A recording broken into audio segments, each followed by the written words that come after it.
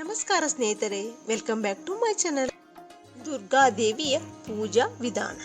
ಬೆಳಿಗ್ಗೆ ಬೇಗನೆ ಎದ್ದು ಸ್ನಾನ ಮಾಡಿ ದೇವಾಲಯವನ್ನು ಸ್ವಚ್ಛಗೊಳಿಸಿ ದುರ್ಗಾ ಮಾತೆಗೆ ಜಲಾಭಿಷೇಕ ಮಾಡಿ ದುರ್ಗಾ ಮಾತೆಗೆ ಪಂಚಾಮೃತ ಸೇರಿದಂತೆ ಗಂಗಾ ನೀರಿನಿಂದ ಅಭಿಷೇಕವನ್ನು ಮಾಡಿ ತಾಯಿಗೆ ಶ್ರೀಗಂಧ, ಅರಿಶಿನ, ಕುಂಕುಮ, ಇತರೆ ವಸ್ತುಗಳು ಹಾಗೂ ಕೆಂಪು ಹೂಗಳನ್ನು ಅರ್ಪಿಸಿ ತುಪ್ಪದ ದೀಪವನ್ನು ಬೆಳಗಿಸಿ ದುರ್ಗಾ ಮಾತೆಗೆ ಪೂರ್ಣ ಭಕ್ತಿಯಿಂದ ಆರತಿ ಮಾಡಿ ಭಕ್ತರು ದುರ್ಗಾದೇವಿಯ 9 ವಿವಿಧ ರೂಪಗಳು ಮತ್ತು ಅವತಾರಗಳಲ್ಲಿ ಪೂಜಿಸುತ್ತಾರೆ.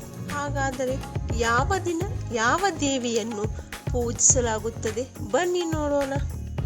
ನವರಾತ್ರಿಯ ಮೊದಲನೆಯ ದಿನ ಶೈಲಪುತ್ರಿ, 2ನೇ ದಿನ ಬ್ರಹ್ಮಚಾರಿಣಿ ದೇವಿ, 3ನೇ ದಿನ ಚಂದ್ರಘಂಟಾದೇವಿ, 4ನೇ ದಿನ ಕೂಷ್ಮಾಂಡು ದೇವಿ, 5ನೇ ದಿನ ಸ್ಕಂದ ಮಾತಾ, 6ನೇ ದಿನ ಕಾತ್ಯಾಯಿನಿ ದೇವಿ, 7ನೇ ದಿನ ಕಾಳರಾತ್ರಿ ದೇವಿ, 8ನೇ ದಿನ ಸಿದ್ಧಿದಾತ್ರಿ ದೇವಿ, 9ನೇ ದಿನ ಮಹಾಗೌರಿ ದೇವಿಯನ್ನು ಪೂಜಿಸುತ್ತಾರೆ ಮತ್ತು ಅಕ್ಟೋಬರ್ 12ರಂದು ವಿಜಯದಶಮಿಯನ್ನು ಆಚರಿಸಲಾಗುತ್ತದೆ.